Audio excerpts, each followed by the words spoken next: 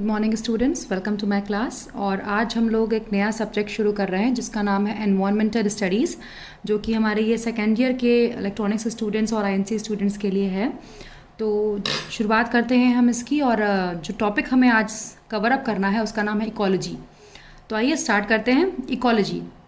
Ecology सबसे पहले तो अब मैं बताऊं अगर, तो ये एक ऐसी साइंस की ब्रांच है जिसमें आप इंटर रिलेशनशिप्स को पढ़ते हो डिफरेंट ऑर्गेनिजम्स के मध्य और साथ ही साथ एनवायरनमेंट और ऑर्गेनिजम्स के मध्य, कि किस प्रकार से हम as a human being, as an organism अपने इन्वायरमेंट पे आश्रित हैं, या किस प्रकार से हमारी इंटर रिलेशनशिप आगे चल रही है। ठीक है, a branch of science that deals with the relationship that exist between the environment and organism. Organism और एनवायरनमेंट के मध्य में क्या रिलेशनशिप है, उसे हमें जब पढ़ना होगा तो उसे हम कहेंगे इकोलॉजी। इकोलॉजी दो Greek words oikos and logos से मिलके बना है। ओइकोस मीन्स हाउस या सराउंडिंग, ठीक, और लोगोस मीन्स स्टडी या नॉलेज, यानी कि अपने आसपास की चीज़ों को पढ़ना, स्टडी करना, या अपने आसपास की सराउंडिंग्स के बारे में नॉलेज को इकट्ठा करना, इसे हम कह सकते हैं सीधे शब्दों में ecology. Scientific study of relationship of living organism with each other and with their environment, कि जितने भी हमारे लिविंग ऑर्गेनिजम्स हैं वे आपस में एक दूसरे से कैसे संबंधित हैं और साथ ही साथ अपने वातावरण से, अपने एनवायरनमेंट से कैसे संबंधित रखते हैं, इसे हम कहते हैं इकोलॉजी। तो अगर हम इकोलॉजी को क्लासिफाई करें, उसको विभाजित करें, तो दो प्रकार से कर सकते हैं, autecology and synecology. तो ऑट इकोलॉजी हमारी एक ऐसी इकोलॉजी की स्टडी होती है जिसमें अगर हम सपोज कीजिए किसी एक स्पीशीज़ के बारे में बात करते हैं, कोई एक सिंगल ट्री हमें अगर स्टडी करना है कि वो ट्री कब एग्जिस्ट में आया, कब उसने फल देना शुरू किया, और किस मौसम में वो बेटर चलता है, किस मौसम का वो ट्री है, तो इसे हम कहेंगे ऑट इकोलॉजी, कि हम किसी सिंगल स्पीशीज़ के बारे में बात करें, that is your autecology. परंतु अगर हम एक फॉरेस्ट को स्टडी करें जिसमें विभिन्न प्रकार के ट्रीज होंगे, अलग अलग प्रजातियां होंगी, अलग अलग स्पीशीज़ होंगी, तो उसे हम कहेंगे सिन इकोलॉजी। ठीक है, ऑट इकोलॉजी मीन्स हम एक सिंगल ट्री को स्टडी करें कि वो किस मौसम में बेटर फल देता है, किस मौसम में वो अच्छे से चल रहा है। ठीक है, और अगर हम सिन इकोलॉजी की बात करें तो मतलब अगर हम पूरे फॉरेस्ट को स्टडी करें जिसमें नंबर ऑफ ट्रीज होंगे, अलग अलग स्पीशीज़ के होंगे, that is your synecology. आइए आगे बढ़ते हैं और हम बात करते हैं इकोसिस्टम की। तो सबसे पहले इकोसिस्टम आपका दो वर्ड से मिलकर बना है, इको एंड सिस्टम। सिस्टम मतलब व्यवस्था यानी arrangement, eco means all around, मतलब अरेंजमेंट अराउंड अस, हमारे आसपास जीवन को जीने के लिए क्या व्यवस्था है, क्या सुविधाएं हैं, उसे हम कहेंगे इकोसिस्टम। इकोसिस्टम लिविंग थिंग्स जैसे कि plants, animals, human beings, organisms को भी इंक्लूड करता है और नॉन लिविंग थिंग्स को भी इंक्लूड करता है, जैसे कि आपकी सन, एयर एंड सनलाइट। ठीक है, दैट इज सॉइल। ठीक, तो हमारे आसपास का क्या अरेंजमेंट है, that is your ecosystem, that includes both the living things and the non living things. जैसे कि आपका कोई फॉरेस्ट इकोसिस्टम है जिसमें विभिन्न प्रकार के ट्रीज आपको पढ़ने हैं, और भी चीज़ें होंगी। डेजर्ट इकोसिस्टम है तो आपके विभिन्न ऑर्गेनिजम्स भी होंगे, वहाँ का वातावरण कैसा है, वहाँ के ट्रीज कैसे होते हैं, कैसे एक दूसरे पर ये आश्रित हैं, तो living and non living things सब कंबाइंड है उसमें, तो that is your desert ecosystem. अगर हम कंपोनेंट्स की बात करें तो हमारे पास इकोसिस्टम में दो कंपोनेंट्स होते हैं, biotic and abiotic. Biotic components are the living components, abiotic components are the non living components. जो बायोटिक कंपोनेंट्स आपके होंगे डेफिनेटली प्लांट्स, एनिमल्स आएंगे, नॉन लिविंग में आपका डेफिनेटली सन, एयर एक्सेट्रा। ठीक है, ये आपके आएंगे एबायोटिक कंपोनेंट्स में। तीन फंक्शनल ग्रुप्स होते हैं हमारे इकोसिस्टम के, प्रोड्यूसर्स, कंज्यूमर्स एंड डिकम्पोजर्स। ठीक है, प्रोड्यूसर्स क्या होते हैं, ऐसे कंपोनेंट्स जो कि स्वयं अपना खाना बना सकते हैं, that are capable of preparing their own food with the help of sunlight. ये तो आपको पता है कि sun is the ultimate source of energy, तो ऐसे कंपोनेंट्स जो कि सौर ऊर्जा का इस्तेमाल करते हुए अपना खाना स्वयं बना सकते हैं, जैसे कि हो गए प्लांट्स।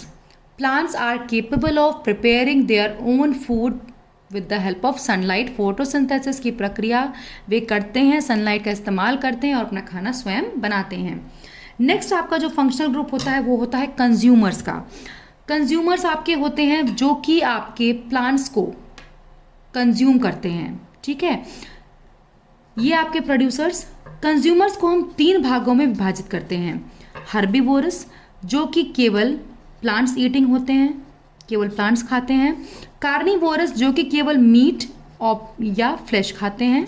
ओमनिवोरस जो कि मीट प्लस प्लांट्स दोनों खाते हैं, ठीक है। तो आपकी 3 कैटेगरीज होती हैं, producers, consumers and decomposers. Producers वे जो कि सौर ऊर्जा का इस्तेमाल करके अपना खाना स्वयं बनाते हैं, जैसे कि प्लांट्स। कंज्यूमर्स में आपका हर्बीवोरस, वे ऑर्गेनिजम्स जो कि सिर्फ प्लांट्स खाते हैं। कार्निवोरस जो कि सिर्फ मीट या फ्लैश खाते हैं। ओमनिवोरस जो कि meat, flesh oblique plus plants भी खाते हैं, ठीक है। तो कंज्यूमर्स में आपके जो हैं वो आपके ह्यूमन बींग्स हो जाएंगे, एनिमल्स हो जाएंगे, ठीक है।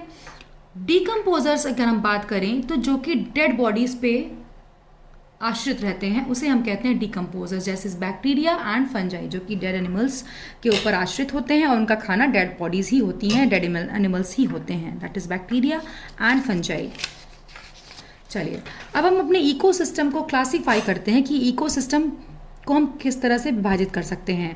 तो 2 प्रकार से विभाजित करते हैं, artificial and natural. Artificial ecosystem आपका जैसे कि जिसमें आपका ह्यूमन इंटरफेरेंस हो, जैसे कि आपको आपने जू बना दिया, आपने पार्क्स बना दिया, आपने गार्डन बना दिए, तो ये जो इकोसिस्टम है यहाँ पे जो भी living and non living things आपके साथ हैं, दैट इज योर आर्टिफिशियल, कि आपका मैन मेड है, ह्यूमन इंटरफेरेंस से बना है। Natural ecosystem is an ecosystem that is self made, it is without any human interference, ठीक है।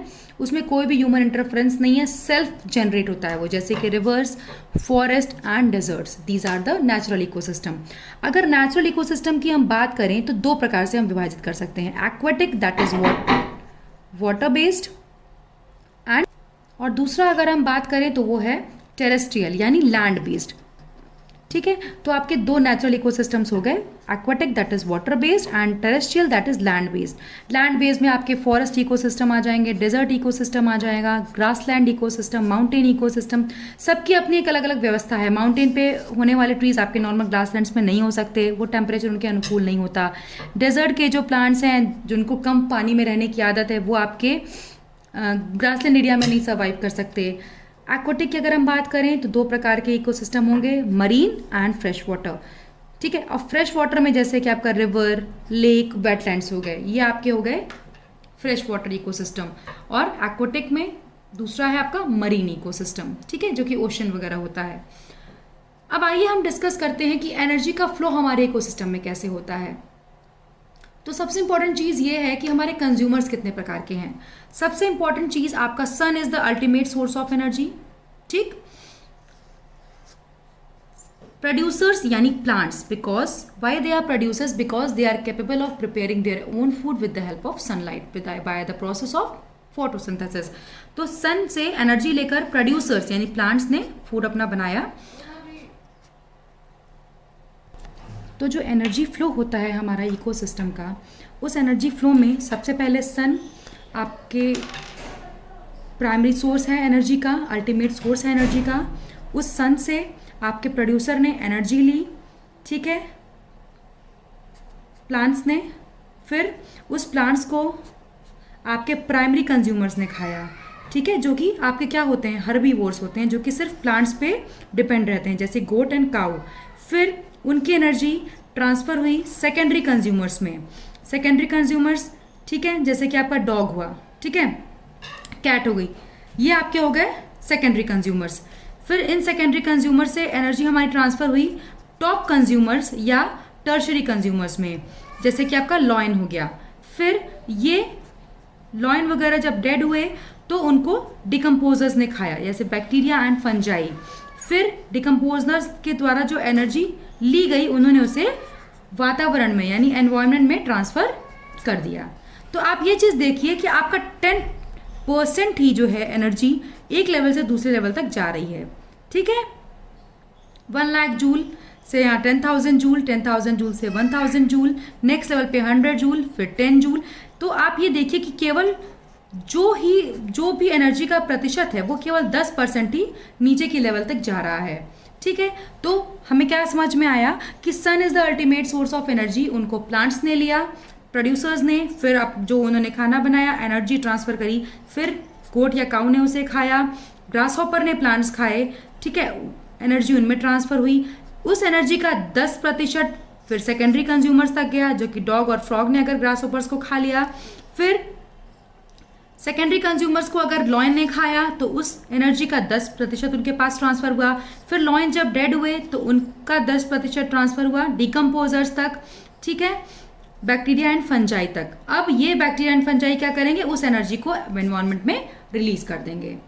ठीक है, तो आज हम लोगों ने इकोलॉजी और इकोसिस्टम को कवर किया है कि इकोलॉजी होती क्या है, इकोसिस्टम हमारा होता क्या है। इकोलॉजी की अगर हम बात करें तो ऑइकोस एंड लोगोस से मिलके बना हुआ वर्ड है। इकोसिस्टम हमारा इको प्लस सिस्टम से बना हुआ वर्ड है। इकोलॉजी हमारी इंटर रिलेशनशिप को शो करती है कि एनवायरनमेंट और ऑर्गेनिजम्स के मध्य में कौन सा संबंध है और आपस में ऑर्गेनिजम्स में क्या संबंध है। इकोसिस्टम आपका क्या है, अरेंजमेंट क्या है आपके आसपास, उसे डिफाइन करता है। इकोलॉजी 2 प्रकार की होती है, ऑर्टिकोलॉजी एंड सिनिकोलॉजी। ऑर्टिकोलॉजी जब आप सिंगल स्पीसीज को स्टडी करेंगे और सिनिकोलॉजी जब आप पूरे फॉरेस्ट को स्टडी करेंगे। इकोसिस्टम जो है आपका, वो आपका इकोसिस्टम क्या कहलाएगा कि आर्टिफिशियल है या नेचुरल है, मैन मेड है या अपने आप एमिट हुआ है। बायोटिक एंड एबायोटिक कंपोनेंट्स दोनों होते हैं आपके इकोसिस्टम में। Biotic means living and non biotic abiotic means non living components. Energy flow की जब हम बात करते हैं तो sun is the ultimate source of energy और उससे एनर्जी सीधे ट्रांसफ़र होती है आपकी प्लांट्स में, प्लांट्स से फिर नेक्स्ट लेवल तक जाती है और हमेशा हर लेवल का केवल 10% हिस्सा ही आपका लोअर लेवल तक पहुंचता है। तो आई होप सो आपको ये लेक्चर समझ में आया होगा। तब तक आप इसको स्टडी करिए, जो भी आपकी क्वेरीज हो डेफिनेटली आप पोस्ट कर लिए। तब तक के लिए थैंक यू।